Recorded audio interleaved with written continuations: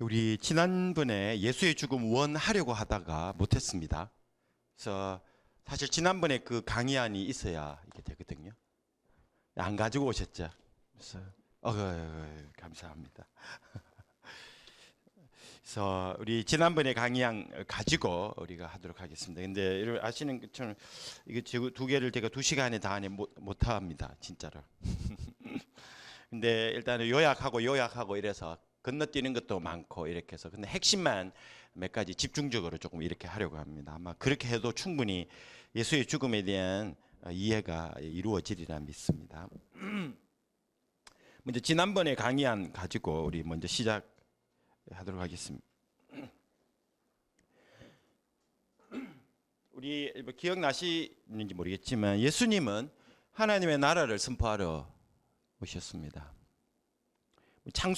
창조 이래로 하나님이 다스리지 않았던 적이 없었음에도 불구하고 예수님이 왜 하나님의 통치를 새삼스럽게 선포하러 오셨을까? 이렇게 질문할 수도 있습니다.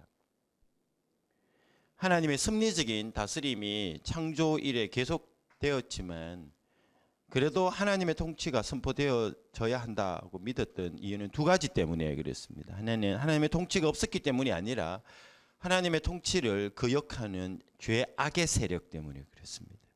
이 악의 세력이 아직 척결되지 않았기에 통치가 온전하게 실현되지 않았고 있었기 때문입니다. 두 번째로는 이스라엘만 하나님의 백성으로 남아있는 가운데 있어서는 하나님의 통치가 확장되어져야 할 하나님의 통치의 확장성의 문제가 있었습니다.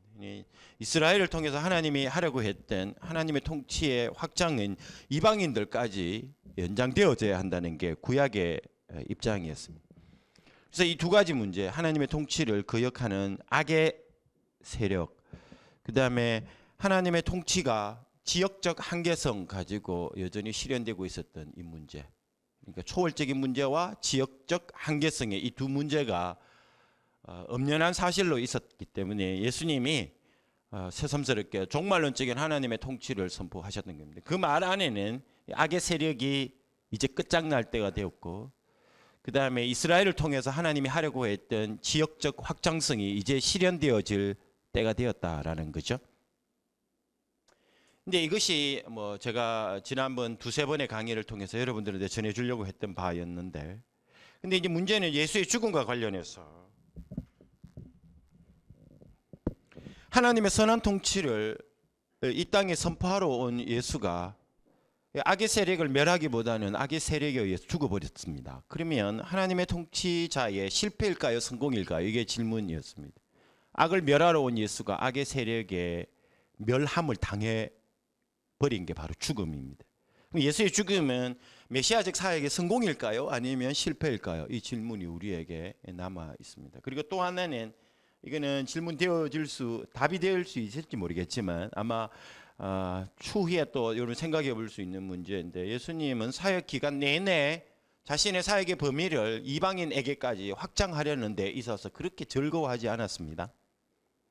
한두 번 가시고 계속해서 이스라엘 사역 안에만 머물러 계셨다는 문제도 우리에게 여전히 남아 있습니다. 일단 두 번째 문제는 내버려 두고라도 첫 번째 문제가 우리에게 굉장히 중요한 문제 당면에 있습니다. 예수의 죽음이 예수의 소명의 실현일까 실패일까 이 문제입니다. 소망이 성취라면 왜일고 실패라면 또 왜인가 이 주제를 우리가 본격적으로 좀 다뤄보려고 합니다.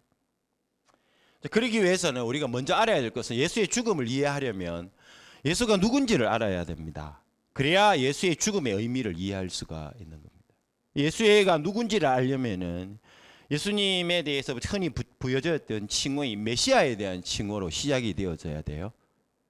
그래서 예수님이 어떤 죽음을 죽었는가, 죽음의 의미가 뭔가를 알려면 그가 누군가를 알아야 됩니다.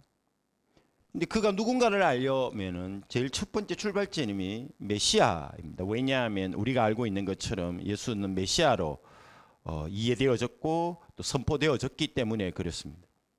그래서 이 메시아로 우리가 출발을 해서 예수를 이해하려고 우리가 지난번에 하려고 했는데 여기에 우리가 많은 시간을 투자하지는 않을 겁니다. 왜냐하면 시간 제약상 그렇습니다. 일단 간략한 요약만 우리가 한다면 예수님은 한 번도 자기가 메시아라고 주장한 적이 없습니다. 먼저 내가 메시아다라고 말한 적이 없습니다.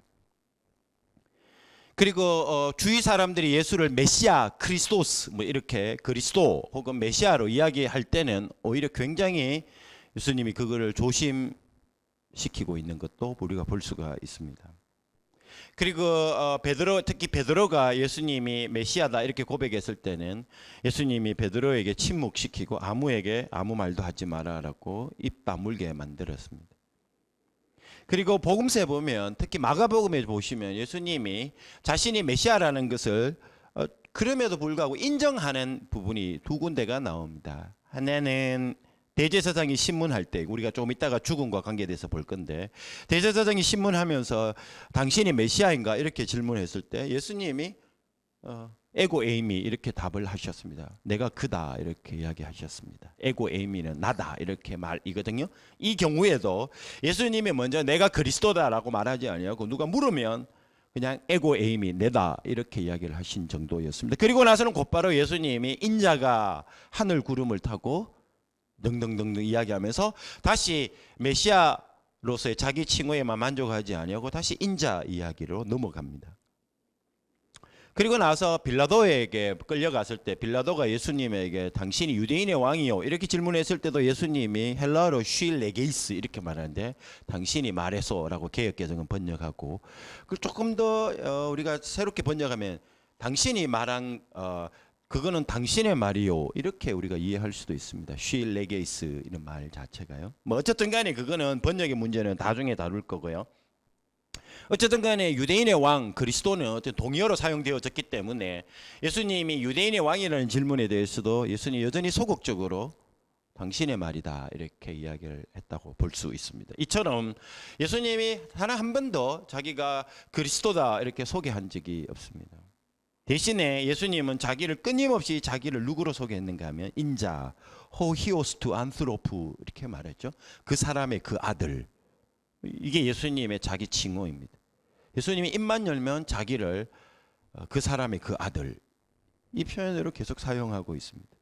왜 예수님이 왜 인자 칭호를 선호하셨는가는 조금 이따가 보고 먼저 왜 그리스도라는 칭호에 대해서 이렇게 불편해하셨는가 왜 즐겨 사용하지 않았는가에 대한 우리가 질문을 하고 그에 대한 답을 간단하게 우리가 내려야 될 것 같습니다. 첫 번째로는 당시 그리스도라는 칭호 자체가 여러분 아시는 것처럼 지난 제 세 번의 강의 동안 여러분들과 나눴었는데 그리스도라는 칭호 자체가 가지고 있는 함의하는 바가 예수님이 생각하는 것과 달랐기 때문인 게 틀림없습니다. 당시 그리스도라는 칭호가 가지고 있는 함의하는 바는 이미 언급한 것처럼 폭력적 유대 지도자 이 정도였습니다. 그리스도라 그러면 항상 무력 항쟁을 이끄는 인물 이것이 주된 개념이 원형적 지식이라 그러죠.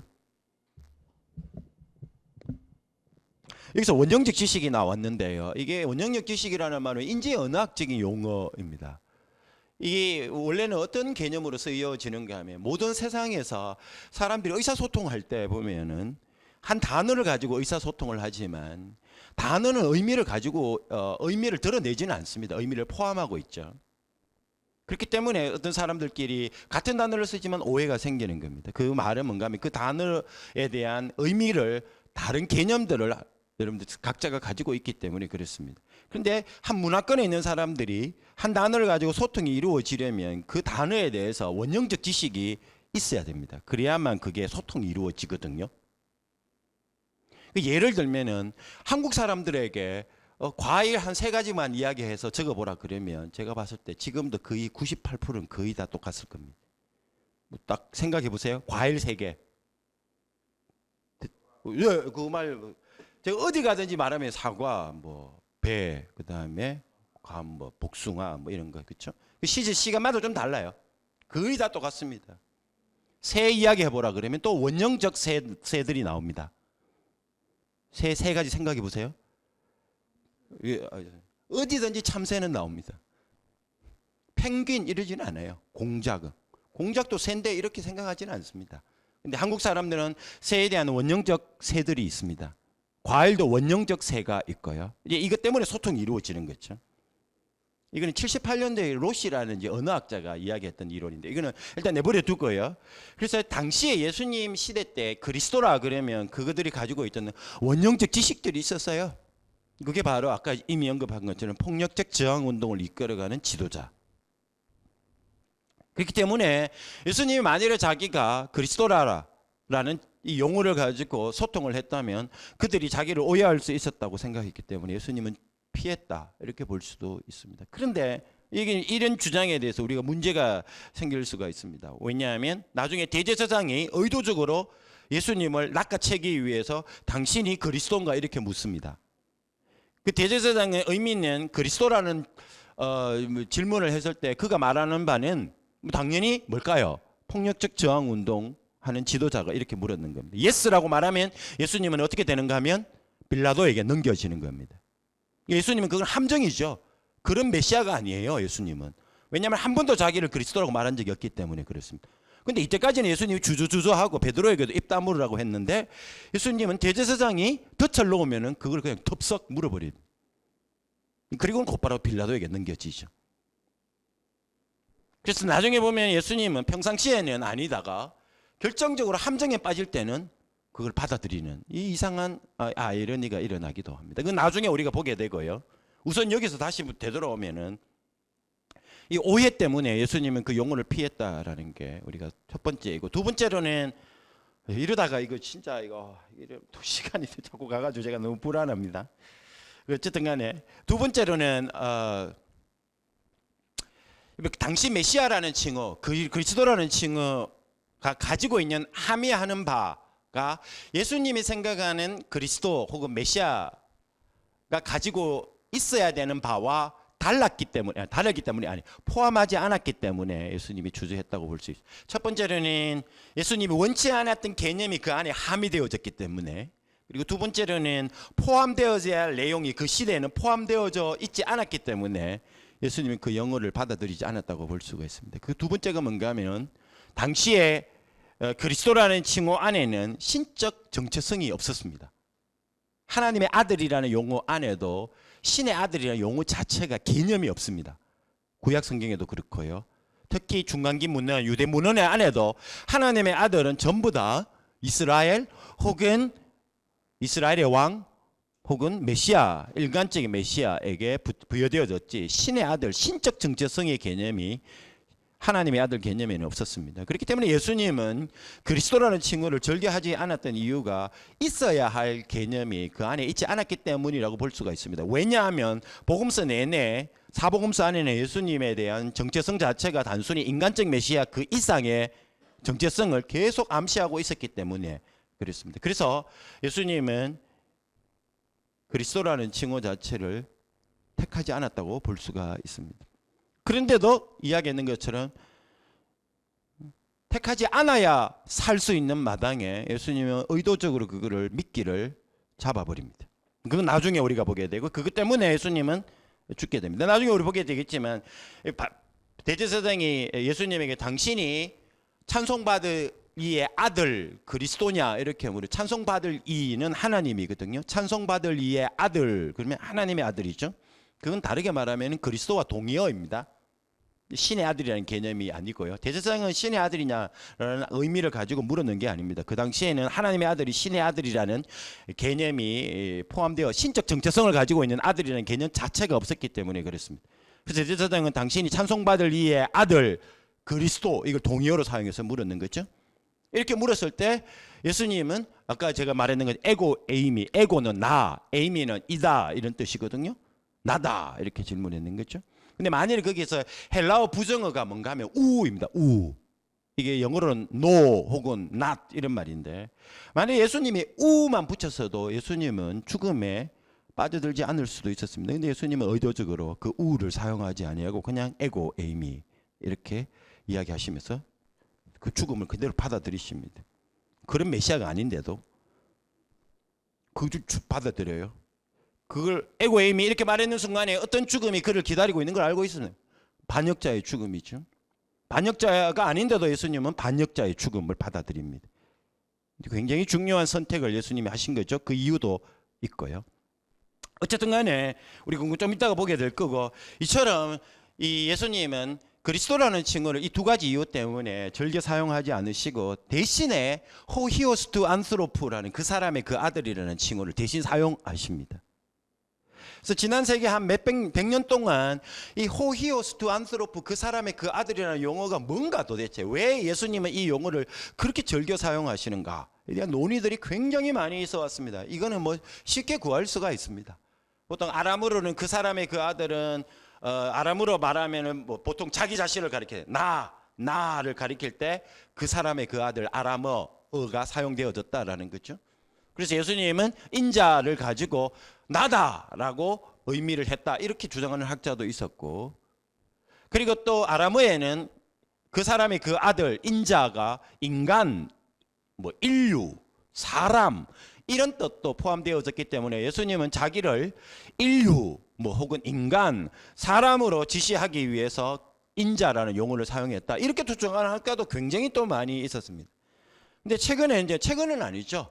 그래서 이제 좀 약간 보수적인 입장에 있고, 저는 뭐 받아들입니다만은 대부분 이제 몇몇 학자들에 의해서 그 사람의 그 아들은 나나 인간을 지시하는 게 아니라 궁극적으로 그 사람의 그 아들 앞에 붙었던 정관사를 통해서 그 사람의 그 아들 지시하는 바가 있다라는 거죠. 그래서 그 지시하는 바가 누굴까 도대체? 우리 개역 개정에는 그냥 인자라고 되어 있는데, 인자라는 말은 사람의 아들, 뭐 하나님의 아들은 신의 아들, 이렇게 우리가 오해를 해왔는데 이건 그렇지 않습니다. 그래서 인자라는 말을 헬라어 원문으로 말하면 그 사람의 그 아들이라고 말한 것은 정관사 그는 뭘 의미하는가 하면은, 학자들에 따르면 이게 구약 성경에 나오는 특정한 인물을 가리키기 위해서 예수님은 그 사람의 그 아들이다, 이렇게 표현을 썼다라는 거죠. 구약에 나오는 그 사람, 그 아들, 그 사람이 내다, 이렇게 예수님은 대용을 시켰다는 겁니다. 그래서 여기에 대한 많은 논의를 우리가 진행시킬 수는 없고요. 결론부터 이야기하면 다니엘 7장에 나오는 하늘 구름을 타고 와서 옛적부터 계신 이에게 인도되어져서 하나님의 권세를 부여받는, 그래서 그 권세로 모든 나라들을 다스리는 그 인자를 가리키기 위해서 예수님이 그 사람이 그 아들이라는 용어를 사용했다, 이제 이런 식의 결론이 거의 났고, 저도 제 주석에서 그렇게 동의를 했습니다. 거기 보면 좀 상세하게 나와 있습니다. 물론 인자 예수님이 사용할 때마다 다니엘 7장에 나오는 그 인자를 지시했다고 보기에는 무리가 있습니다. 그거는 비약이 될 수도 있습니다. 다만 여러분 나중에 복음서를 읽으실 때 예수님이 인자로 자기를 칭할 때, 아, 예수님은 다니엘 7장에 나오는 인자를 지시했구나, 이렇게 곧바로 대입시키기보다는 맥락이 중요합니다. 사복음서 안에서 예수님이 인자를 사용하면서 자기가 어떤 일을 하고 어떤 역할을 하고, 이렇게 앞뒤에 어떤 역할이나 기능이나 이 문맥이 더 중요합니다. 이 문맥과 다니엘 7장에 나오는 인자가 하는 역할이 비슷해야, 아, 예수님이 여기서 인자 사용을 통해서 다니엘에 나오는 그 사람의 이 역할을 내가 한다라고 의도했구나, 이렇게 우리가 추론할 수가 있는 겁니다. 그래서 중요한 것은 단어만 똑같다고 맞는 게 아니라 문맥이 맞아야 된다, 이게 제 주장이고, 이런 본문을 읽으실 때 이것도 염두에 둬야 된다고 생각이 듭니다. 그리고 마지막으로 중요한 것은, 그러면 예수님이 인자라고 자기를 칭했을 때 그 인자 안에 메시아적인 이해가 있었을까 없었을까, 이도 중요합니다. 아무도 몰랐다, 아무도 인자가 메시아적인 칭호인지 아닌지 그런 경우가 없었다, 이렇게 해버리면 예수님은 진짜 자기를 메시아로 생각했나, 이게 대한 의심을 우리가 할 수가 있습니다. 그러나 당시 김세현 교수님이 밝히셨는데, 중간기 문헌, 유대 문헌에 따르면은 인자가 메시아적으로 사용된 예가 있고, 그게 쿰란 공동체의 문헌이 나온다라고 밝혔어요. 이 말은 뭔가 하면 예수님도 자기 안에 어떤 소위 말하는 메시아적인 이해가 있었고, 그거를 전통적 그리스도론을 가지고 설명을 하기보다는 새로운 인자론을 가지고 자기의 그리스도됨을 증명하려고 시도했다, 이렇게 우리가 주장할 수 있는 근거를 가지게 된 겁니다. 왜냐하면 쿰란 공동체 안에서도 인자를 메시아적 인물로 이해하고 있기 때문에 예수님도 자기가 메시아로서 스스로 이해하고 있었고, 인자론을 가지고 새로운 메시아관을 만들어 가려고 시도했다, 이런 주장의 근거를 우리가 가지게 되었기 때문에 그렇습니다. 자, 우리 결론은 뭔가 하면, 예수님의 죽음을 이해하려면 예수님의 신분을 알아야 된다. 예수님은 자기를 누구로 이해했을까 해서 우리는 그리스도론을 처음을 가지고 시작을 했는데, 초반에는 예수님이 그리스도론에서 극히 부정적 입장을 가지고 있었기 때문에 예수님이 메시아로서 자기 이해가 있었는가에 대해서 의심을 가질 수 있었습니다. 하지만 인자로 예수님을 자기를 칭했다라는 사실을 통해서 예수님은 전통적 메시아관이 아니라 인자론을 통해서 새로운 메시아관을 정립하려는 시도를 했다. 이렇게 우리가 정립 내릴 수가 있습니다. 결론적으로는 예수의 죽음을 알려면 예수님이 누군지를 알아야 되는데, 예수님이 누군지 알기 위해서는 인자론이 중요하고, 인자론을 근거로 예수님이 자기 이해 안에는 메시아관이 있었다. 나는 메시아로서의 자기 이해가 있었다. 비록 전통적이지는 않지만 이 결론으로 우리 내리고, 그 다음에 이제 이 관점에서 예수의 죽음을 이해하려 합니다. 두 번째, 여러분 요거 내버려 두고요. 또 하나 더, 예수님의 죽음을 알려면 예수님의 칭호만 아니라 예수님의 사역을 통해서도 예수님 자기가 메시아였는지 아니었는지를 알 필요가 있습니다. 전통적으로 이성전 시기 유대인들에게 메시아라 그러면, 혹은 유대인의 왕이라 그러면 해야 할 일이 두 가지가 있었습니다. 첫 번째로는 성전을 정화하는 일이고, 두 번째로는 이스라엘의 적과의 싸움에서 이기는 겁니다. 이게 메시아에게 기대되어졌던 일입니다. 구약에도 그렇고 유대 문헌에도 그렇고, 메시아라 그러면 두 가지를 해야 돼요. 하나는 성전을 정화하거나 건축하거나 건립하거나 재건하거나 해야 되고, 두 번째로는 이스라엘의 적과 싸워야 했습니다. 대표적인 예를 먼저 첫 번째로 보시면 성전 재건과 관계되어져서 이 성전 시기 유대인들이 메시아가 해야 될 첫 번째 일로 성전 재건, 성전 건축이었다라는 증거들이 있는데, 이스라엘 사회에서 메시아의 원형을 제공했던 다윗이 성전 건축에 대한 최초의 아이디어를 제공한 사람입니다. 그리고 나중에 보게 되겠지만 아이디어만 제공하고, 그리고 다윗은 성전 건축을 시도하지 못했습니다.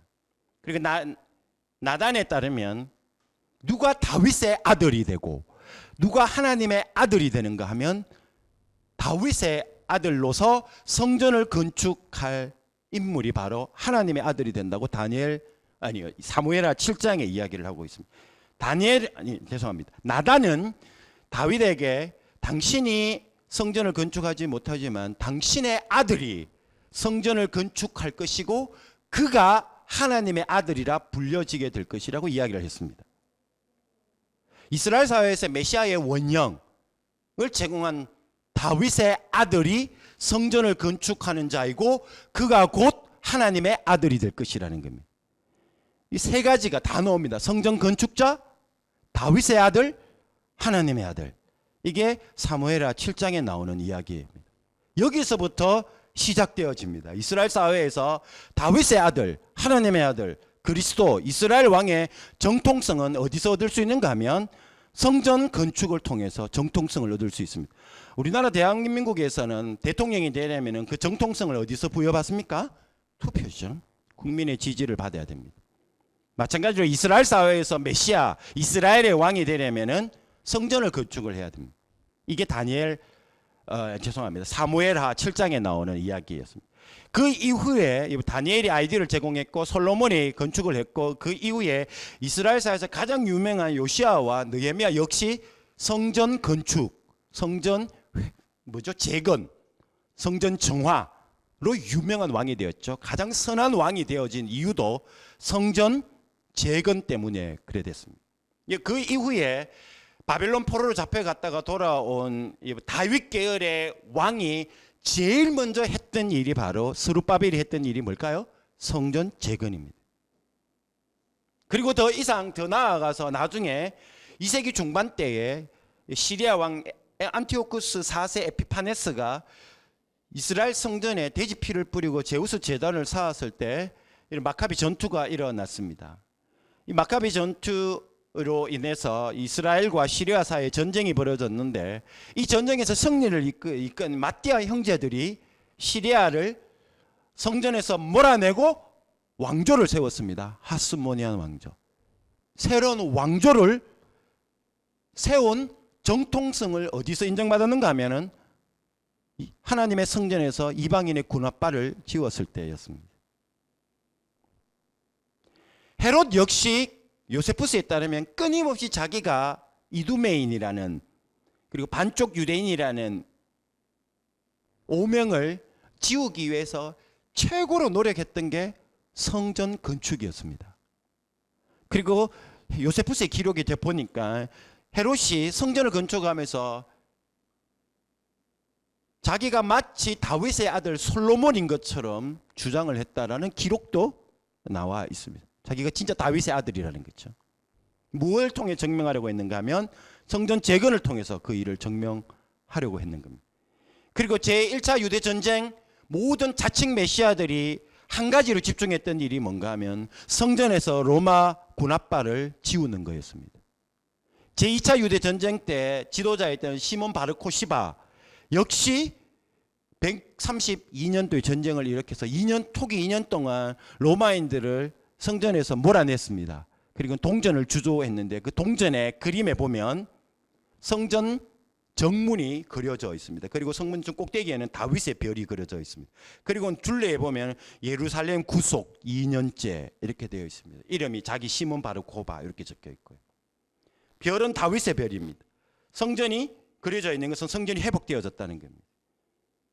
그래서 마찬가지로 이 모든 증거들이 그리고 그 랍비 아키바는 그 2차 유대전쟁에서 로마를 이스라엘에서 몰아내고 성전을 재건한 시몬 바르코 시바를 향해서 다윗의 아들, 다윗의 별이다 이렇게 이야기를 하기도 했던 증거가 나옵니다. 민수기에 나오는 그 별 있죠. 그래서 이 사람이 바로 다윗의 별이다 이렇게 칭했던 기록도 나와 있습니다. 전부 다 증거는 한 가지 결론을 내도록 만듭니다. 그래서 이스라엘 사회에서 다윗의 아들, 하나님의 아들, 이스라엘의 왕이 되려면 반드시 해야 되는 일이 성전 건축, 재건, 회복입니다. 자기가 메시아라 그러면 반드시 그에 대해 뭔가를 흔적을 남겨야 됩니다. 그리고 두 번째, 자칭 그 당시 유대사회 이성전 시기에서 메시아가 해야 했던 기대했던 또 다른 일은 뭔가 하면은 적과의 싸움입니다. 적과의 싸움의 이제 대표적인 이제 예가 어떻게 되는가 하면 하나님이 사무엘을 통해서 사울에게 기름을 부어서 이스라엘의 왕으로 지목했습니다. 하지만 많은 사람들이 사울을 따르지 않았습니다. 그런데 본격적으로 사울이 왕으로 정당성을 확보하게 됐던 게 바로 아말렉과의 싸움. 아말렉과 맞죠?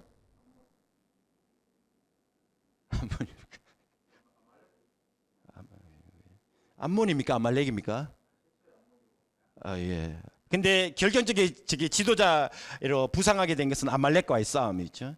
아말렉과의 싸움에서 이기고 난 다음에 사람들이 등장해서 누가 사울이 왕 되는 걸 싫어했느냐, 그 사람 잡아가지고 우리가 찢어 죽이자 이렇게 이야기를 하죠. 그때 사울이 막았습니다. 그러지 말라고. 그때부터 사울이 본격적으로 이스라엘사의 왕으로서 지위를 확고하게 된 때가 바로 아말렉과의 싸움의 전투입니다. 이스라엘을 억압하는 사람을 몰아내면은 왕이 되는 겁니다. 그리고 나서 2대 왕인 다윗도 마찬가지입니다.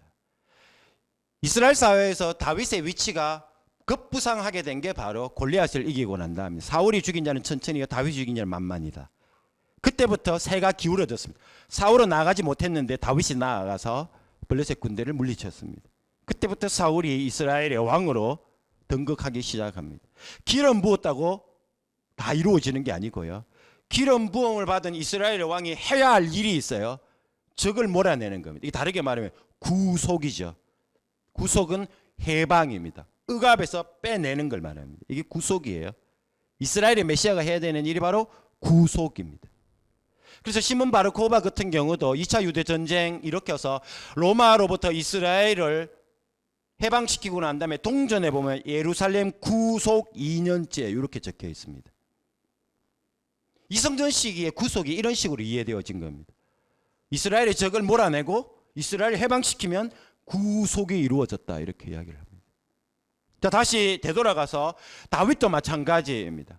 다윗의 사회가 점점 견고해진 것도 전부 다 이방인들을 몰아낼 때였습니다. 근데 그 이유는 막 수도 없이 많습니다. 계속 이스라엘 전쟁을 보시면은 이스라엘 역대 왕의 이야기들을 보면은 모든 왕들이 해야 되는 일은 바로 적과의 싸움이었습니다. 특히 유명한 요시아도 적과 싸우다가 아시리아인가요? 싸우다가 전사하죠. 그리고 이미 제가 언급한 것처럼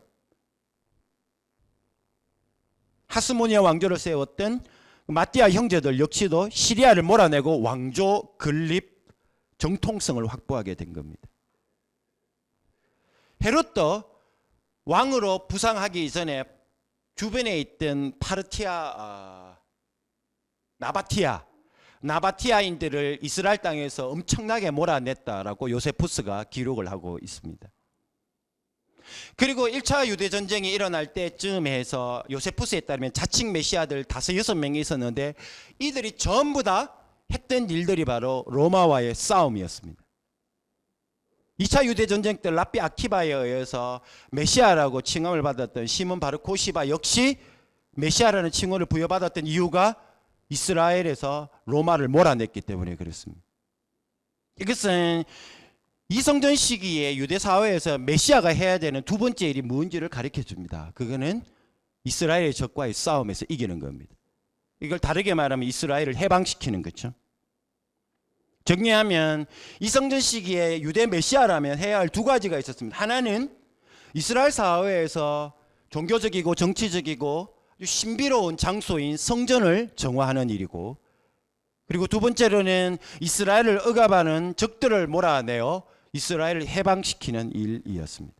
이게 이성전 시기 유대인들에게 기대되어졌던 바였습니다. 예수님의 죽음을 이해하기 위해서는 예수님이 자기를 누구로 이해했는가를 봐야 된다고 시작했다가 이제 칭호에서 사역으로 넘어왔습니다. 예수님은 어떤 사역을 했는가? 예수님은 당시 유대인들을 메시아에게 기대되어졌던 이 두 가지를 예수님도 이루었는가? 이루었다면 예수님은 성전에 대한 태도가 어떠하고 예수님은 이스라엘의 적과의 싸움에서 어떠한 싸움을 했는가? 이거를 봐야 됩니다. 근데 사실 가만히 보면 이 두 가지 때문에 예수님이 죽음에 직면합니다. 특히 예수님이 성전에서 행한 어떤 행위 때문에 대제사장이 예수를 죽이려고 모의하기 시작합니다. 그리고 더불어서 예수님은 죽음이 어떤 점에서 이스라엘의 원수인 로마의 형틀인 십자가에 죽임을 당했습니다. 예수님의 죽음 모두가 바로 이스라엘 이성전 시기 유대 메시아에게 기대되어졌던 이 두 가지 주제와 연결되어져 있기 때문에 예수님의 죽음을 이해하는데도 이게 중요하고 예수님이 누군지를 이해하는데도 이게 굉장히 중요하다는 것을 우리가 알 수가 있습니다. 그러면 먼저 예수님이 성전에 대한 태도를부터 봐야 됩니다. 예수님은 도대체 성전에 대한 어떤 입장을 가지고 있었는가? 왜냐하면 당시 유대인들은 전부 다 성전에 대해서 메시아라면 성전에 대해서 어떤 입장을 가지고 있어야 했기 때문에 그렇습니다. 예수님이 누군지를 알려면 예수님이 성전에 대한 어떤 태도를 가지고 있었는지부터 시작돼야 됩니다. 아주 흥미로운 이제 이야기가 진행되는데요. 첫 번째, 예수님이 마가복음을 중심으로 보면 마가복음 2장 1절에서 12절에 보면 예수님이 가버나움에서 집에 계실 때에 4명의 사람이 중풍병자를 데리고 옵니다. 중풍병자를 데리고 왔을 때 사람들이 너무 많아서 문 앞까지 꽉 차 있었습니다. 이런 때 사람들이 선택할 수 있는 게 뭘까요? 예수님께 사람을 데려가서 치료받게 하려고 했는데 사람이 너무 많아서 예수께 접근하지 못했을 때 그때 취할 수 있는 방식이 원형적 행동이 뭘까요? 제가 다른 데 가서 질문했더니 막 지붕 뚫는 거요 이렇게 말하는데, 지붕 뚫는 거는 원형적 지식이 아닙니다. 도둑이죠. 도둑의 행동이고요. 사람에게 치료받기 위해서, 예수님께 치료받기 위해서 데려왔는데 사람이 많으면 첫 번째는 기다려야 되죠. 두 번째로는 돌아가야 되죠. 세 번째로는 한국 사람들이 옛날에 잘했던 게 있잖아요. 손 넣어가지고 비켜라 좀 이렇게 밀어가지고 들어가가지고 예수님 만나는 거죠. 근데 이 중풍병자 데리고 4명은 아무런 행동도 취하지 않았고 이때까지 역사상 한 번도 취하지 않았던 행동을 취합니다. 문이 막혔을 때에 지붕도 문이 될 수 있다는 이 새로운 상상을 해요. 아무도 생각을 하지 못했죠. 지붕도 문이 될 수 있다라고 생각하고 지붕을 올라갔습니다. 지붕을 뚫고 그 4명이 그 중풍병자를 지붕 뚫고 내렸습니다. 근데 보시면 중요한 게 있는데 예수님이 딱 내려오는 걸 보고 그 사람에게 했던 말이 있습니다. 너의 그 죄들이 용서되어졌노니라 이렇게 말하는데 그게 문자적으로 번역하면 그렇습니다. 너의 그 죄들이 용서되어졌느니라. 이거 하나도 굉장히 주의해야 할 게 많이 있습니다만은 너의 그 죄들이라고 말했을 때 왜 앞에 정관사를 붙였을까? 왜 그 죄들이라고 말했을까? 이건 전통적으로 유대 세계관에 따르면은 죄가 병을 가져온다라는 믿음이 있었기 때문에 예수님은 아마도 이 중풍병자에게 병을 가져왔던 그 죄를 지시하기 위해서 정관사 그를 붙였다고 볼 수도 있습니다. 뭐 어쨌든 간에 예수님은 내려오는 그를 보고 나음을 입으라 라고 말하지 아니하시고 먼저 너의 그 죄들이 용서되어졌느니라 라고 이야기를 했습니다. 이때 그 옆에 있던 서기관들이 예수님의 이 이야기를 듣고 속으로 이 사람이 신성모독을 하는도다. 하나님 외에는 누가 죄를 용서할 수 있는가라고 불평하기 시작합니다. 여기서 중요한 질문이 있습니다. 왜 우리가 성전에 대한 예수의 태도를 보려고 하다가 왜 가버나움에서 죄 용서 선언을 보게 됐는가? 중요한 연결고리가 여기에 있기 때문에 그렇습니다. 예수님께서 중풍병자에게 몸이 치유되어 치료를 먼저 하시지 아니하시고 죄를 먼저 용서하신 이유는 일단 제쳐두고라도 예수님의 그 선언이 왜 신성모독 죄를 범하는 것과 동일하게 이해되어졌는가에 대한 질문에 대한 답부터 해야 됩니다. 왜 그럴까요? 우리는 전통적으로 그 질문을 보면 이렇게 이야기를 하죠. 예수님이 죄를 용서하셨기 때문이다. 하나님이 죄를 용서하실 수 있는데 예수님이 그 사람의 죄를 용서하셨기 때문이다. 그래서 예수님은 하나님의 영역을 침범했다. 그래서 그 이야기를 들은 서기관들이 신성모독이다. 하나님 외에는 누가 죄를 사할 수 있는가라고 말했다. 이렇게 이야기를 합니다. 물론 그것도 저도 동의합니다만 이 주장에 약점이 있습니다. 뭔가 하면은 예수님이 너의 그 죄들이 용서되어졌느니라 할 때 용서되어지다가 능동태가 아니라 수동태입니다. 쉽게 말하면 너의 그 죄들이 용서함을 받았느니라. 이 말은 예수님이 지금 용서하시는 게 아니라 그가 용서받았다는 것을 선언하시는 겁니다. 죄의 용서를 선언하신 거죠. 왜 그러면 수동태가 사용되어졌는가? 이스라엘 사회에서는 하나님이 하시는 일이라고 이야기되어지는 영역들은 치료, 기적과 같은 일은 당시 문헌에 따르면 보통 이거를 신적 수동태라고 말하기도 하고 하나님의 이름을 경건하게 지키기 위해서 하나님을 빼버리고 하나님의 행동의 수혜자를 문법적 주어의 자리에 올려놓는 법을 많이 문법적으로 택했습니다. 그래서 저도 봤을 때는 분명히 예수님이 너의 그 죄들이 용서되어졌느니라 말할 때 용서하시는 주체는 하나님입니다. 예수님이 하신 일은 하나님이 그 사람을 용서하셨다라는 것을 선언하신 겁니다. 예수님은 여기서 죄 용서를 직접적으로 선언하신 분이 아니십니다. 문법이 그걸 지시합니다. 그러면 왜 옆에 있던 서기관들이 바리새인의 서기관들이 예수님에게 신성모독 혹은 하나님 외에는 누가 죄를 용서할 수 있는가? 라고 비난을 했을까요? 이게 중요한 질문입니다.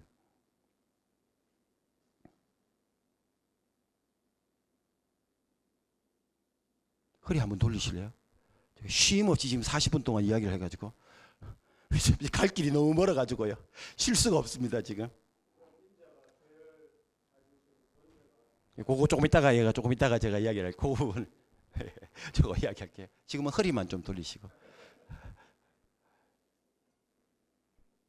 수동태부터 이야기를 해야 됩니다.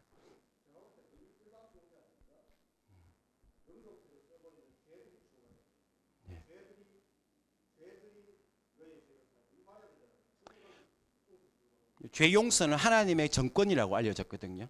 이스라엘 사회에서 하나님이 죄를 용서해 주죠. 예. 원래 텀을 주면 안 되는데 제가 지금 제가 죄송합니다. 지금 제 강의를 제가 하고 나중에 질문은 좀 이따가 한꺼번에 받을게요. 좀 적어놔 주시고. 예.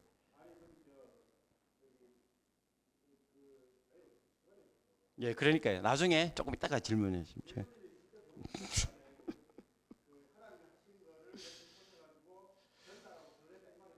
예, 일단 끝까지 들으세요. 청문회는 아닌데요. 수업 시간에 뭐 하면은 제가 받아드리겠는데 지금 일단 강의 들어보고 이야기를 하시면 될 것 같아요. 왜냐하면 그 내용이 포함되어져 있습니다. 예. 그래서 예수님이 수동태를 사용하신 이유는 뭘까요? 그 당시 대제사장의 권한이 뭐였는가 하면은 죄용서 선언이었습니다. 대제사장이 성전에서 죄용서 선언을 할 수가 있습니다. 하나님이 이 사람의 죄를 용서하셨다라고 선언을 합니다. 너의 죄들이 사함을 받았느니라. 이게 대제사장의 정권입니다. 그런데 예수님은 지금 이 맥락만 본다면은 성전에서 대제사장이 행해야 하는 이 일들을 성전 바깥에 일반 가정집에서 대제사장도 아닌 일반 사람이 대제사장의 역할을 수행을 하고 있는 겁니다. 그래서 서기관의 직무를 성전에서 일하고 있던 서기관들이 이에 대해서 문제 제기를 했다는 추론이 쉽게 가능합니다. 그러나 여기 아직 우리가 해결되지 않았는 문제가 있습니다. 왜 그러면 이 사람들이 하나님 외에는 할 수 없는 죄 용서를 이 사람이 하는가라고 선언을 했는가에 대한 질문입니다. 대제사장이 성전에서 어떤 사람의 죄 용서함을 받았다는 것을 수동태로 선언을 하려면 해야 되는 조건이 있습니다. 첫 번째는 성전에 와야 되고, 두 번째는 그 사람이 정당한 절차를 겪어야 됩니다. 토라가 지시하는 대로 제물을 바쳐야 돼요. 뉘우침을 가져야 됩니다. 그런데 이 사람은, 중풍병자 들린 사람은 성전 바깥에서 아무런 제물도 하지 아니하고 토라가 규정하는 법대로 뭔가 제물을 바치지도 않았는데 예수님은 임의적으로 이 사람의 죄를 선언을 해버린 겁니다. 네가 뭔데 하나님 마음을 아냐? 하나님이 토라에 규정했는 대로 하지도 않았는데 이 사람의 죄가 용서되어졌다는 거 무슨 근거로 네가 확신할 수 있냐? 라는 질문입니다. 본문에 따르면 예수님이 죄 용서를 선언하기 전에 마가복음에 따르면 이렇게 이야기를 합니다. 그들의 믿음을 보시고 네 죄 사함을 받았느니라. 예수님이 그 사람의 죄를 용서할 수 있는 유일한 근거는 제물이 드려졌기 때문이 아니라 예수에 대한 믿음, 이 하나만 보고 하나님이 이 사람의 죄를 용서하셨다고 확신하게 된 겁니다. 하나님이 예수 안에 일하고 있다라는 이 확신. 그래서 서기관들은 예수님이 하나님의 마음을 임의적으로 판단하고 있다고 본 겁니다. 하나님의 자리에서. 대제사장은 성전에서 제물이 드려져야만 제대로 하나님이 용서하셨다고 확신을 가지고 할 수 있었는데, 성전 바깥에서 일반인이 자기에 대한 믿음을 보고 그거 하나만 가지고 그 사람의 죄를 하나님이 용서하셨다고 확신하고 선언한 것은, 이것은 성전 모독이기도 하고 토라 모독이기도 하고 자기 자신을 신의 위치에 올리는 것과 같은 겁니다. 자기에 대한 믿음을 보고 죄를 용서해 주는 것은 무슨 근거가 있습니까? 성경 그 어디에도 이런 이야기가 없었습니다. 그때 서기관들이 이 사람은 성전, 토라, 그리고 성전에서 일하는 대제사장을 세우신 하나님의 위치에서 하나님의 마음을 임의적으로 판단한다는 결론을 내린 겁니다. 자, 이 이야기는 우리가 볼 수 있는 것은 무엇인가 하면 예수님은 사역 기간 안에 성전에서 이루어지는 일들이 자기 자신을 통해서 이루어지고 있다고 확신했던 게 틀림없습니다. 성전의 역할을 대체하는 인물이라는 거죠.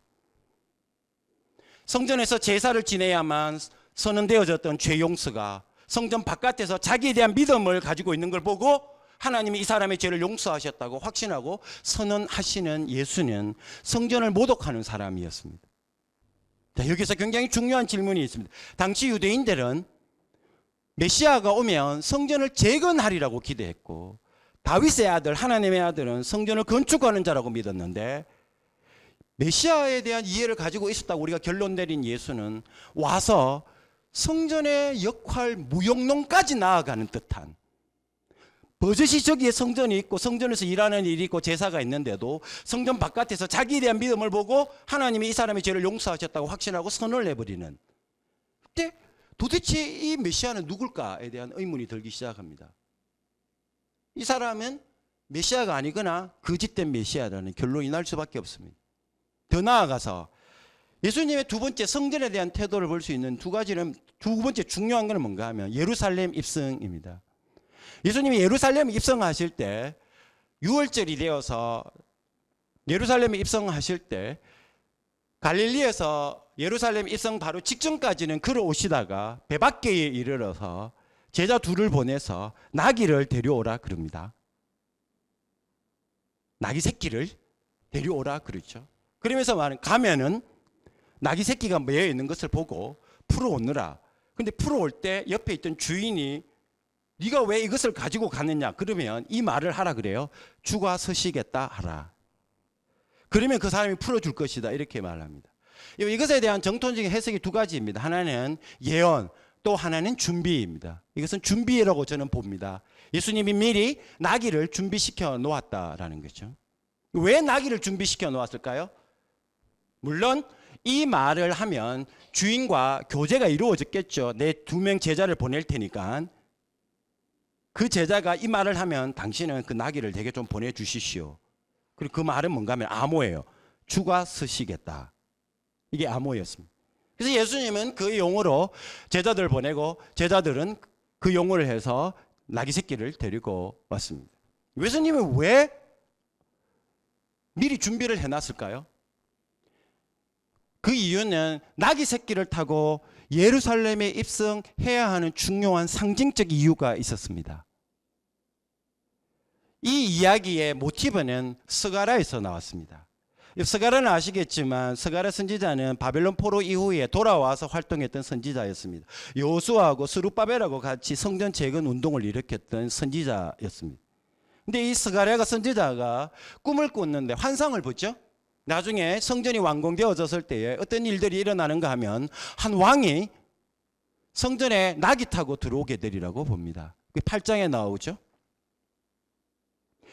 완료되어진 재건되어진 성전에 8장 초반에 보시면 여호와께서 성전에 임재하십니다.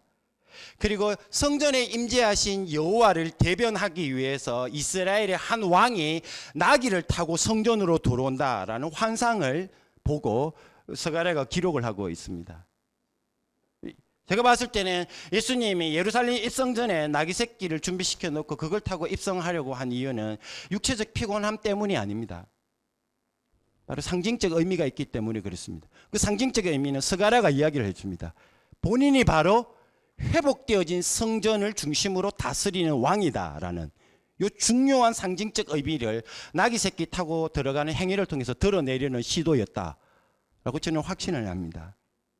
자, 들어가셔서 예수님이 제일 먼저 하셨던 일은 뭔가? 마가복음에 따르면 성전을 둘러보십니다. 그리고는 저녁이 되면 배 밖으로 그 베다니로 나오십니다. 다음날 아침에 베다니에서 나와서 이제 중요한 성전에서 어떤 일을 하러 성전으로 들어가십니다. 그리고 보시면 아시겠지만 예수님이 성전에 들어가실 때에 그 11장에 마가복음 11장에 보면 구조가 AB, A- 구조로 되어 있습니다. 샌드위치 구조로 되어 있습니다. A와 A-에는 무화과 저주 사건이 나오고 중심에 B에 성전 소란 행위가 기재되어 있습니다. 제가 이게 봐야 되는데 보면 시간이 가는데 그래도 시간 가는 대로 봐야 됩니다. 이거 같이 한번 볼게요. 마가복음 11장 같이 보겠습니다.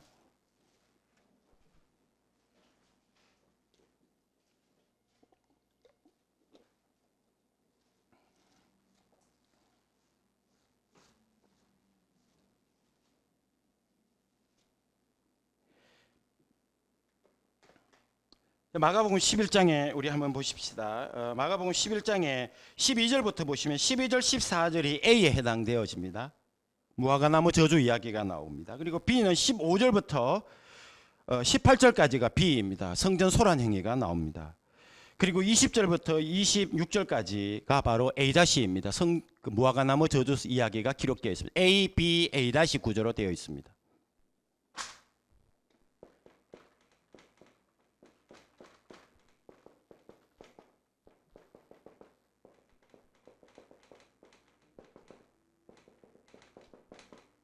요거는 제가 조금 더 집중해서 할게요. 왜냐하면 이게 되게 중요한, 진짜 중요한 거라고 제가 보여집니다. 굉장히 중요한, 예수를 이해하는 데 있어서 거의 핵심에 해당돼요. 우리 중심부에 들어왔습니다. 쉬었다 하자고요. 쉬면 안 됩니다. 쉬었다 갑시다 그러면. 예. 원래 이게 따라가면 안 됩니다. 좀 쉬었다 갈게요. 그래야 집중도 있게 할 수 있으니까.